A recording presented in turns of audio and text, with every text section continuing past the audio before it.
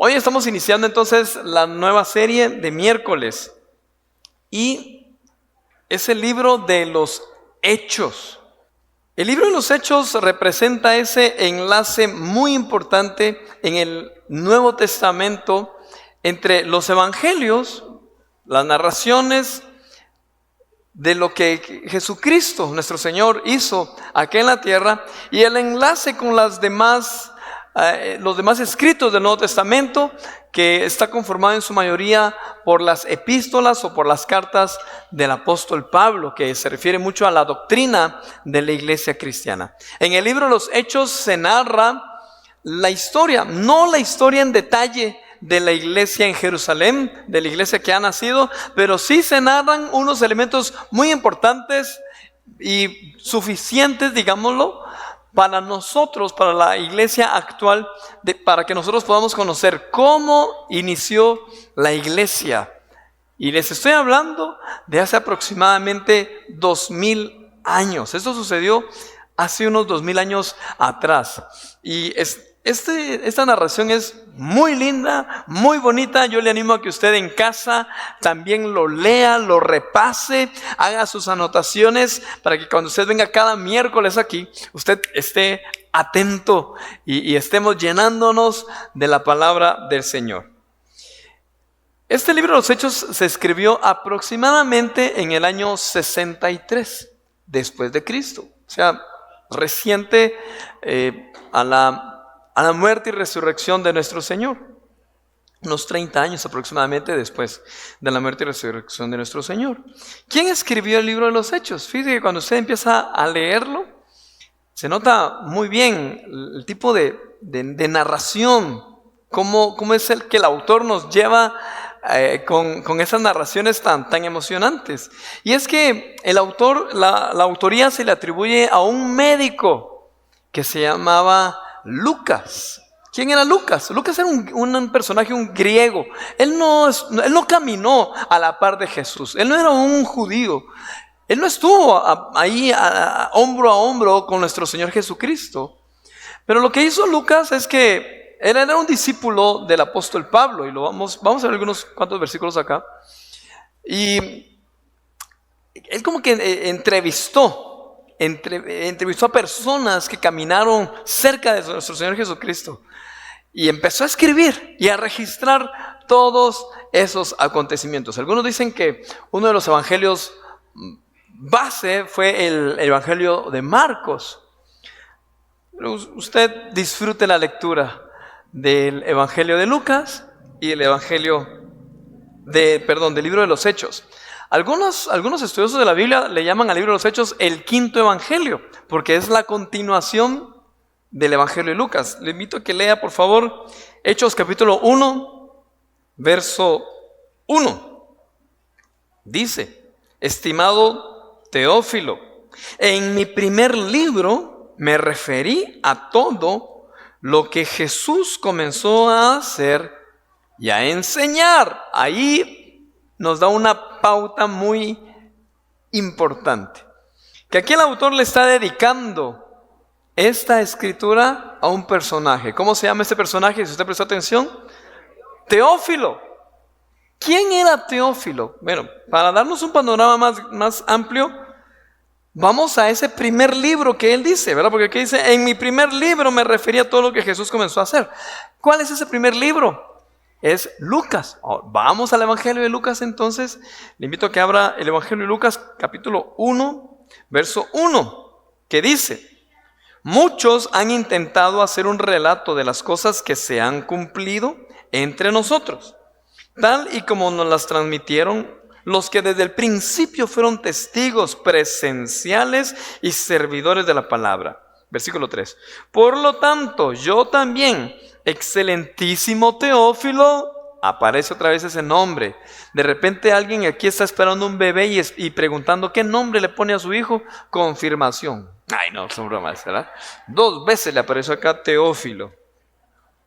Versículo 3, es una broma, hermano. Versículo 3 dice: por lo tanto, yo también, excelentísimo Teófilo, habiendo investigado todo esto con esmero desde su origen, he decidido escribírtelo ordenadamente para que llegues a tener plena seguridad de lo que te enseñaron. O sea que el propósito de Lucas era registrar, ordenar todo lo que se escuchaba. Acuérdense de que estamos hablando de los años recientes de lo que aconteció, ¿verdad?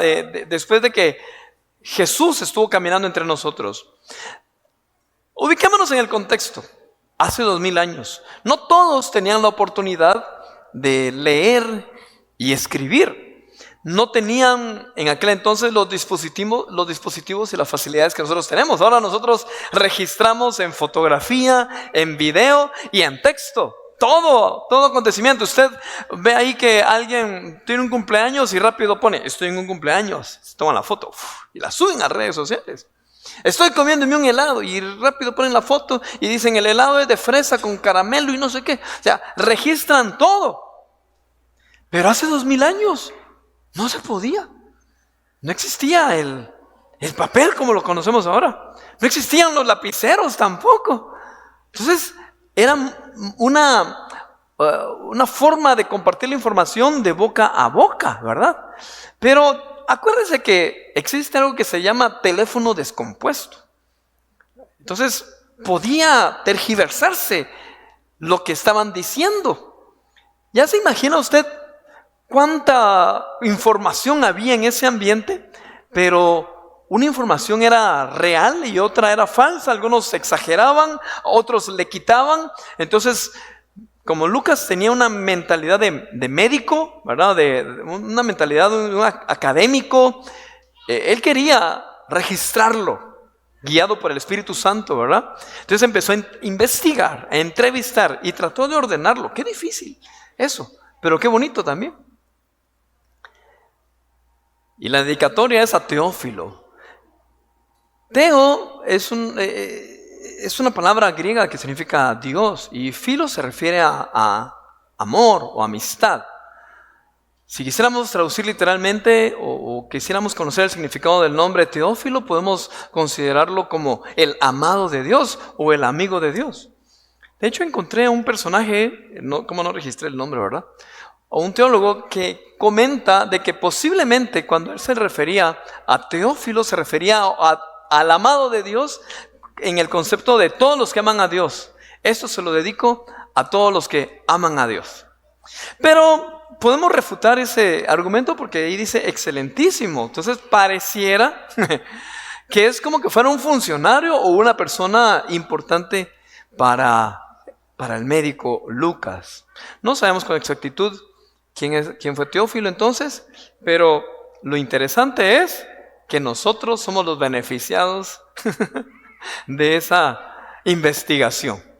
Entonces, ahí empezamos con el versículo 1, capítulo 1 del libro de los Hechos. Y cuando leamos, ahorita que vayamos leyendo el libro de los Hechos, nos vamos a dar cuenta de que se llama Hechos porque ahí está narrándose, se está explicando las actividades o los acontecimientos que se llevaron a cabo cuando la iglesia estaba iniciando. Pero nosotros conocemos ese libro con el nombre de Hechos de los Apóstoles. Y sí aparece el nombre de los 11 apóstoles. Acuérdense de que uno de los apóstoles ya no estaba en ese momento. ¿Quién era el que ya no estaba? Judas Iscariote. ¿Recuerdan ustedes, verdad? ¿Por qué? Porque traicionó a Jesús. Y solo habían 11 apóstoles, pero cuando usted lee el libro de los Hechos se va a dar cuenta que no aparecen las narraciones de todos los apóstoles. Entonces es interesante porque se llama Hechos de los Apóstoles. Hay algunos que proponen que se hubiese llamado Hechos de algunos apóstoles, ¿verdad? O Hechos de el Espíritu Santo, porque eso sí notamos en el libro de los Hechos. A lo largo de la narración vemos la obra del Espíritu Santo, lo que el Espíritu Santo hace en la iglesia, los milagros, la manifestación, el derramamiento del Espíritu Santo. Eso lo vamos a ver ahorita que estamos estudiando el libro de los Hechos. Otros proponen que se pudo cambiar el nombre a Hechos de Jesucristo, por el Espíritu Santo a través de los apóstoles. Pero imagínense qué largo el nombre, ¿verdad? Entonces, solo estoy exponiendo para que tengamos una idea de lo que vamos a estar estudiando en esta serie. Hechos. Vamos a conocer cómo el Espíritu Santo irrumpe en la historia de la humanidad y empieza a hacer algo poderoso y surge lo que nosotros conocemos actualmente como la iglesia cristiana, la iglesia de Cristo. Eso lo vamos a estar viendo en el libro de los Hechos. Hay personajes en este libro. Como no aparecen todos, ¿qué sucedió, por ejemplo, con Tomás? Solo se menciona al principio, pero después no dice qué sucedió con ese apóstol. O con Mateo. Cuando eligieron a un nuevo, se llamaba Matías, hoy lo vamos a ver. ¿Qué sucede después con él? Pero aparecen otros nombres y aparece una narración, por ejemplo Esteban, que era un discípulo. Y se habla bastante acerca de lo que sucedió con Esteban. Otro personaje que aparece ahí es Felipe. Eso es lo que hay en el libro de los Hechos. Otro asunto muy interesante en el libro de los Hechos, hermanos, es de que la predicación de los discípulos o de los apóstoles, la predicación de los primeros discípulos, ¿cuál era? ¿Cuál era el mensaje que se predicaba? ¿Alguien sabe? ¿Qué era lo que ellos proclamaban? La salvación, el arrepentimiento. Muy bien, estamos en la línea. Ustedes ya han leído el libro de los Hechos. El mensaje de los apóstoles era que Jesús era el Mesías. Y solo a través de Él hay salvación. La predicación de los apóstoles era que Jesús resucitó. Empezaron a predicarlo entre el pueblo judío. Ese Mesías esperado ya había llegado, ya lo habían crucificado. O mejor dicho, Él se había entregado, Él se entregó por amor a nosotros y resucitó, y ahora pues va a regresar en la segunda venida. Esa era la predicación de aquel entonces. Y vemos el ejemplo en Hechos capítulo 2, versículo 14. Dice: entonces Pedro con los 11 se puso de pie y dijo a voz en cuello: compatriotas judíos y todos ustedes que están en Jerusalén, déjenme explicarles lo que sucede. Presten atención a lo que voy a decir. En el versículo 22 dice: pueblo de Israel, escuchen esto. Jesús de Nazaret fue un hombre acreditado por Dios ante ustedes con milagros, señales y prodigios, los cuales realizó Dios entre ustedes por medio de él, como bien lo saben. Versículo 23. Este fue entregado según el determinado propósito y el previo conocimiento de Dios, y por medio de gente malvada ustedes lo mataron clavándolo en la cruz. Sin embargo, Dios lo resucitó, librándolo de las angustias de la muerte, porque era imposible que la muerte lo mantuviera bajo su dominio. Hay un ejemplo de lo que el apóstol Pedro predicó. Jesucristo resucitó. En el versículo 8 del capítulo 1 también hay una orden de Jesús que dice: cuando venga el Espíritu Santo sobre ustedes, recibirán poder y serán mis testigos, tanto en Jerusalén como en toda Judea y Samaria, hasta en los confines de la tierra. Allí se nota una comisión que dio nuestro Señor Jesucristo, era la de compartir su palabra. Queridos hermanos, nuestra predicación debe seguir siendo ese mismo mensaje. Jesucristo resucitó. Jesucristo se levantó. Jesucristo estuvo entre nosotros. Se entregó por amor a nosotros. Nos ha salvado de nuestros pecados y resucitó. Está a la diestra del Padre. ¿Quiénes dicen amén? Podemos predicar y compartir otros consejos, ¿verdad? Podemos estar hablando de cómo ser bendecidos, cómo encontrarnos con Dios, que eso es importante, ¿verdad? Cómo orar. ¿Qué sucedió en el Antiguo Testamento? Cuestiones históricas, claro, es importante para nuestra fe. Pero no debemos descuidar el mensaje central de nuestra predicación. Como iglesia, como congregación, como personas que somos, debemos proclamar: Cristo resucitó. Cristo nos ama. Cristo entregó su vida por nosotros. Y Él ahora está sentado a la diestra de Dios. Amén. Bueno, vámonos entonces, capítulo 1, preparemos ahí Biblias y dispositivos. Capítulo 1 de Hechos. Ya leímos el versículo 1, lo voy a repetir. Dice: estimado Teófilo, en mi primer libro me refería a todo lo que Jesús comenzó a hacer y enseñar, hasta el día en que fue llevado al cielo, luego de darles instrucciones por medio del Espíritu Santo a los apóstoles que había escogido. Después de padecer la muerte, se presentó dándoles muchas pruebas convincentes de que estaba vivo. Convincentes de que estaba vivo. ¿Durante cuánto tiempo dice ahí? Mire cuántos datos nos está dando Lucas en estos primeros versículos. Después de que Jesucristo resucitó, está diciendo Lucas, Él estuvo caminando entre nosotros durante 40 días. Dice, se les apareció y les habló acerca del reino de Dios. Versículo 4. Una vez mientras comía con ellos, ordenó. ¿Cuál fue la orden, hermanos? No se alejen de Jerusalén, sino esperen la promesa del Padre, de la cual les he hablado. Juan bautizó con agua, pero dentro de pocos días ustedes serán bautizados con el Espíritu Santo. Aleluya, hermanos. Jesús les dio esa orden a sus discípulos. No se vayan de Jerusalén. Quédense aquí cerca. Estén atentos. Estén orando. Estén perseverando. Esperen el Espíritu Santo. Y una declaración tremenda. Bueno, después dice versículo 6. Entonces los que estaban reunidos con él preguntaron: Señor, ¿es ahora cuando vas a restablecer el reino de Israel? Mire qué pregunta, pero es muy interesante. Los discípulos todavía tenían el concepto de que el gobierno de Jesús tendría que ser terrenal. De hecho, es lo que todavía se espera. El pueblo judío todavía está esperando que el Mesías venga y establezca su reino aquí en la tierra. Y el versículo 7 está la respuesta. Jesús dice: no les toca a ustedes conocer la hora ni el momento determinados por la autoridad misma del Padre. Ok, para nosotros sabemos que ese reino es espiritual. Nosotros sabemos de que Jesucristo ya estableció el reino. Cuando Él estaba acá entre nosotros, Él decía: el reino de los cielos se ha acercado.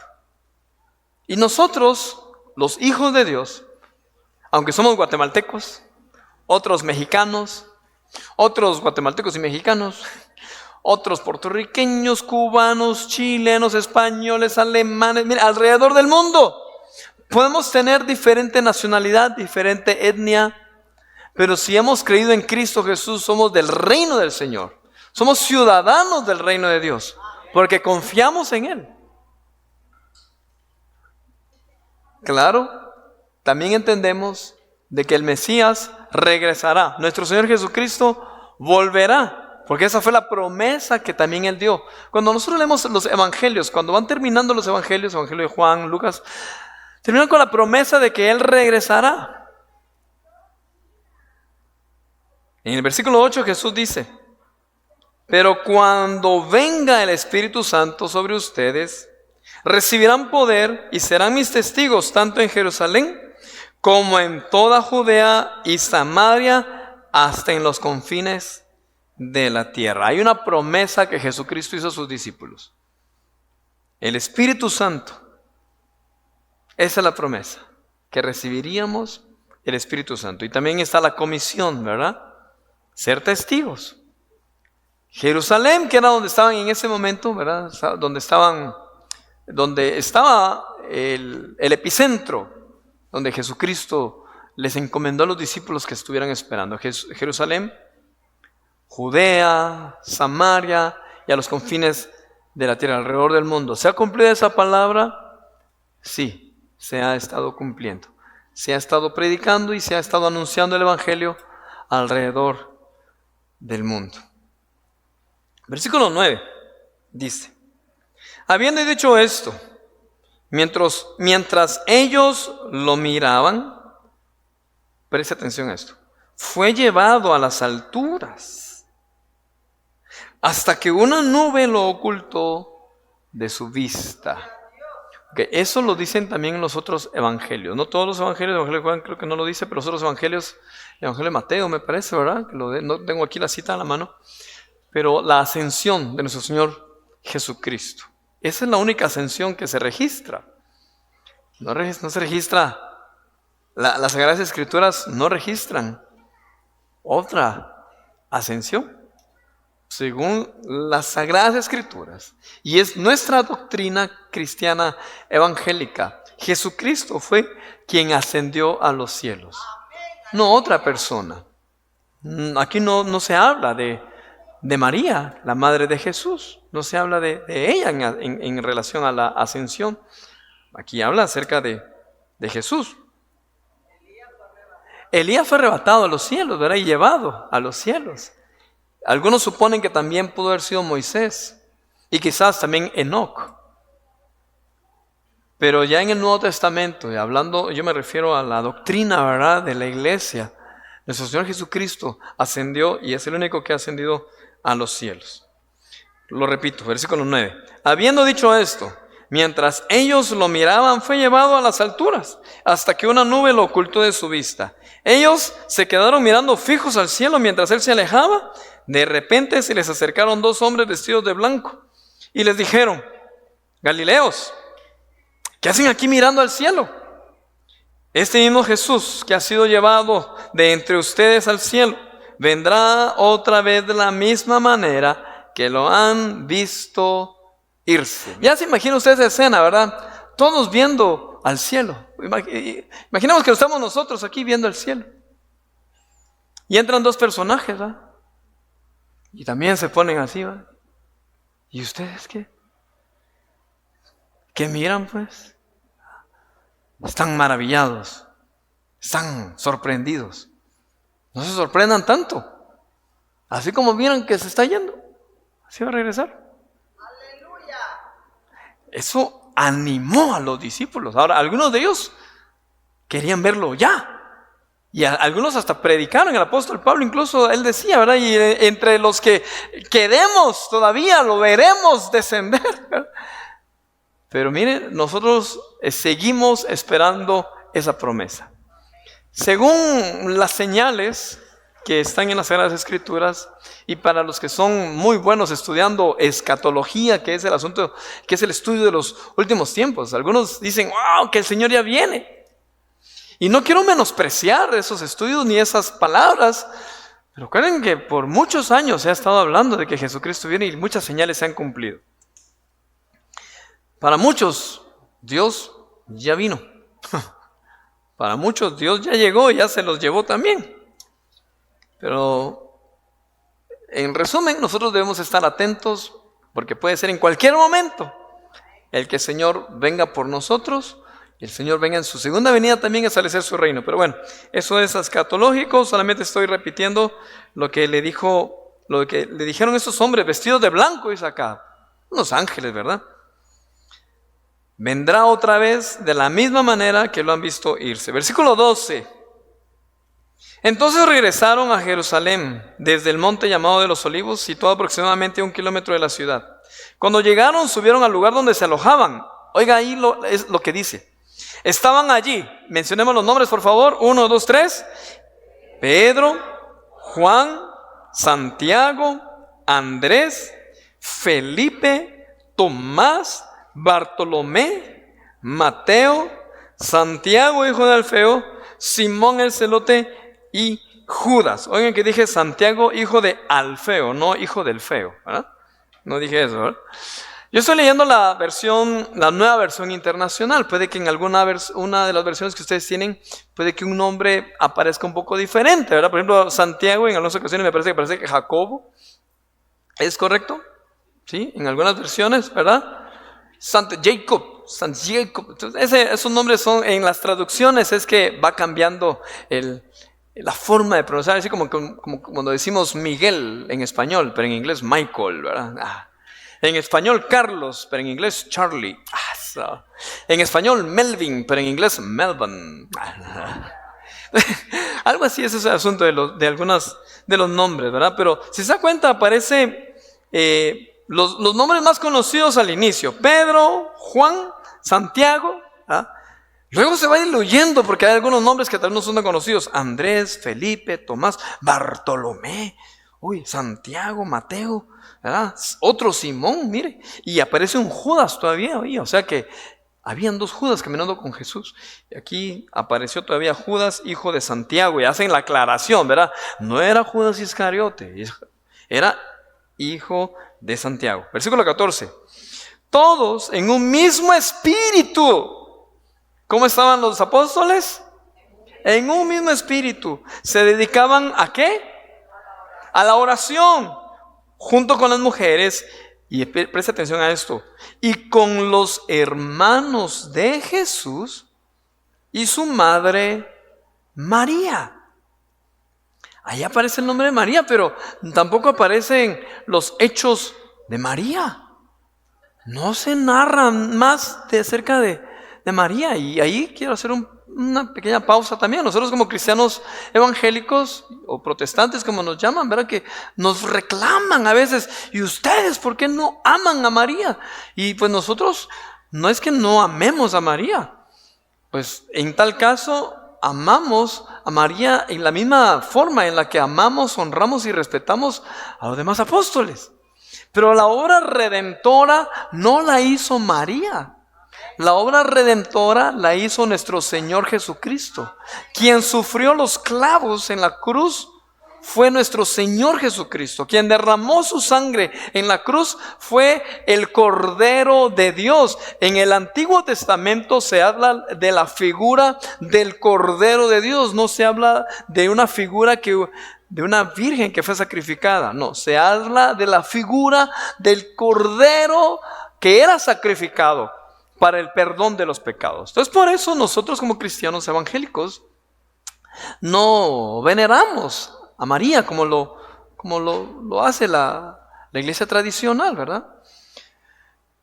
Pero aquí se menciona a María, y hago esa pequeña pausa como para estar bien firmes y sólidos en la doctrina que nosotros tenemos como creyentes, como cristianos evangélicos. Si no condenamos, pues yo tampoco estoy diciendo que se van a ir al infierno. No nos corresponde a nosotros, hermanos. Lo que hay ahí es una diferencia doctrinal. Dogmas también, ¿verdad? Pero nosotros, yo le invito a usted que usted se aferre a la palabra, a lo que dicen las Sagradas Escrituras. Bueno, en versículo 15 dice: por aquellos días Pedro se puso de pie en medio de los creyentes, que eran un grupo como de 120 personas. ¿Cuántas personas eran? 120. Y dijo: hermanos, tenía que cumplirse la escritura que por boca de David había predicho el Espíritu Santo en cuanto a Judas, el que sirvió de guía a los que arrestaron a Jesús. Bueno, el apóstol Pedro entonces empieza a hablar ahí de que era necesario que alguien sustituyera a Judas. Dice el versículo 21: por tanto es preciso que se una a nosotros uno de los que nos acompañaba todo el tiempo que el Señor Jesús vivió el tiempo que el Señor Jesús vivió entre nosotros, desde que Juan bautizaba hasta el día en que Jesús fue tomado entre nosotros y recibido en las alturas. Es necesario que uno de ellos sea junto a nosotros testigo de la resurrección. Una pausa allí, hermano. Allí el apóstol Pedro está aclarando de que aparte de los 12 que Jesús llamó, habían otros discípulos que no fueron llamados apóstoles, pero que eran discípulos que caminaron junto con Jesús. Entre ellos están estos 2 personajes que voy a mencionar. Versículo 22 dice: así que propusieron a 2, de varios, ¿verdad? A José, llamado Barsabás. Miren, hermanos, están abundando aquí los nombres. Tome notas, si usted quiere ponerle otro hijo ahí, Barsabás, ¿verdad? Apodado el Justo. Pero Justo también puede ser otro nombre, ¿verdad? Justin, Justo. Y a Matías. A estos 2 propusieron, a José y a Matías. Y oraron así: Señor, tú que conoces el corazón de todos, muéstranos a cuál de estos dos has elegido para que se haga cargo del servicio apostólico que Judas dejó para irse al lugar que le correspondía. Luego echaron suertes y la elección recayó en Matías. Así que él fue reconocido junto con los 11 apóstoles. Ahora, mucho cuidado con eso. Alguien puede decir, ahí está, ya viste, sí se vale echar suertes. Sí se vale pasar suertes. Mucho cuidado, hermanos. Porque acá los hermanos lo que estaban haciendo es eligiendo entre dos. Me imagino que tuvieron que sondear y ver a varias personas. Ellos estaban esperando la promesa del Espíritu Santo en ese momento. Presta atención. Ellos estaban esperando que llegara el Espíritu Santo, la manifestación del Espíritu Santo. Nosotros ya tenemos al Espíritu Santo. Para ser guiados, ellos necesitaban echar suertes. Ahora nosotros ya podemos ser guiados por el Espíritu Santo. Quizás podríamos utilizar de vez en cuando. Usted dirá, la figura, ¿verdad? De que los discípulos, a ver, si Señor, si cae cara, voy a trabajar, si cae escudo, me quedo en la casa descansando, Señor. Guíame tú, Señor. No se trata de eso, ¿verdad? Hay cosas que nosotros ya sabemos que debemos hacer. Y las Sagradas Escrituras son nuestra mejor guía. Ay, Señor, ¿será que me caso con la fulana aunque ya está casada? No importa, Señor. Pero, Señor, uno haya, sí o no. No necesitamos preguntar eso. ¿Me conviene hacer esto, Señor? ¿Me conviene? Ya tenemos las Sagradas Escrituras. Lo que necesitamos es, Señor, guíame, dame quizás alguna señal, alguna evidencia, confírmame, muéstrame. Eso sí podemos estar haciendo. Amén. La forma en la que oraron me sorprende. Dice, versículo 24, Señor, tú que conoces el corazón de todos, muéstranos a cuál de estos dos has elegido. Aleluya. Para los solteros que están aquí, pídanle hacia el Señor. Señoritas que estás orando ahí por tu novio. Señor, tú que conoces el corazón de todo este montón de pretendientes, muéstrame a quién le digo sí. Caballeros también, que están allí detrás de una señorita. Señor, tú que conoces el corazón y las intenciones de esa filistea, Señor. Tú que conoces, Padre, el corazón de esa que ya tiene un espíritu de Jezabel. Tú que conoces el corazón, Señor, muéstrame, dime, ayúdanos, guíame. Hermanos, bueno, ahí termina el primer capítulo y ahí lo voy a dejar. El otro miércoles vamos a continuar con el capítulo 2 y otros capítulos más, o unos versículos más. Pero me llaman la atención 3 cosas y con esto concluyo. Número 1, en que Jesús les dijo, esperen al Espíritu Santo. Van a recibir poder, pero cuando venga el Espíritu Santo. Hermanos, nosotros necesitamos ser llenos del Espíritu Santo. Definitivamente, como hijos de Dios, como creyentes, como cristianos. Necesitamos la promesa del Padre. Entonces yo quiero animarle a que usted esté con eso en mente. Señor, Espíritu Santo, te necesito.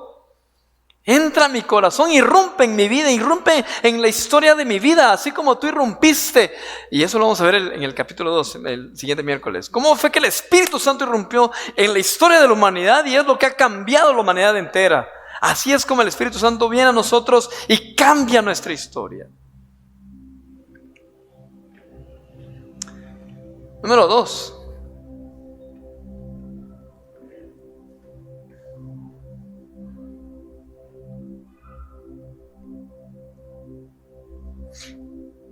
Siguieron la ordenanza de la palabra de Dios. Hacía falta uno. Ellos tenían el anhelo de cumplir con la palabra del Señor. Ellos tenían el deseo de obedecer la palabra de Dios. Nosotros debemos también estar expectantes y estar abiertos a cumplir con la palabra del Señor. Obedecer lo que el Señor nos ha encomendado. Y número 3. pedirle al Señor que Él nos muestre cuál es su voluntad. Esa es la forma que debemos orar. Muéstranos, muéstrame, Señor. Porque a veces como que le estamos doblando el brazo a Dios, ¿verdad? Señor, dame ese trabajo, pero dámelo ya, Señor, este trabajo. Y caemos a veces en errores, ¿verdad? Yo quiero ese trabajo y yo lo declaro y lo arrebato. Pues tal vez en un acto de fe usted pudiera hacerlo, pero a Dios, hermano, hay que pedirle su voluntad. Hay un equilibrio que debemos cuidar, ¿verdad? Señor, haz tu voluntad. Usted puede declarar sanidad en su cuerpo, claro que sí. Usted puede declarar bendición para su vida. Eso es cosa que sí podemos declarar. Podemos declararnos hijos de Dios. Eso hay que declararlo, ¿verdad? Y lo queremos confesarlo. Y el Señor está conmigo como poderoso gigante. Soy bendecido porque soy hijo de Dios. Esas son palabras, son promesas para nosotros. Pero por sobre todo eso debemos pedirle, Señor, muéstrame cuál es tu voluntad. Amén. Póngase de pie, por favor.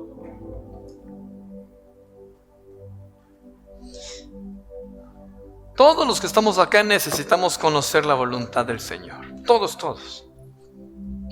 En las decisiones que debemos tomar diariamente, debemos preguntarle al Señor, Señor, ¿cuál es tu voluntad? ¿Qué es, Padre, lo que tú quieres que yo haga? Yo te invito a que tú cierres tus ojos un momento y le preguntes hacia el Señor, Espíritu Santo, ¿cuál es tu voluntad para mi vida? Háblale al Señor. Aprovecha estos minutos que nos quedan. Ora con Dios, platica con Dios.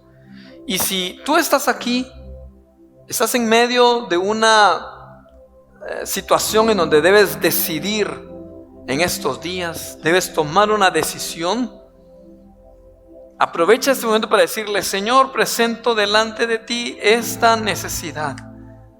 Dame la sabiduría, quiero escuchar tu voz y guíame. ¿Cuál es tu voluntad, Señor? Háblame. ¿Qué debo hacer? Hay algunos padres que están orando por sus hijos y le están preguntando al Señor, Señor, ¿qué debo hacer? ¿Cuál es tu voluntad para mi vida y para mis hijos? ¿Qué debo hacer? Continúa clamando así. Hay algunos que están clamando por un trabajo, por un negocio.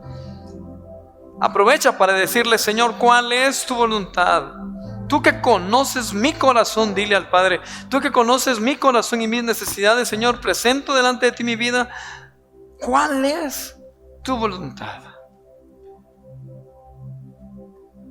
Sea la necesidad que traigas, sea la petición que tengas, preséntala delante del Señor y dile, Señor, ¿cuál es tu voluntad? Háblame, muéstrame, guíame. Necesitamos conocer tu voluntad, Señor. Te necesitamos, Espíritu Santo.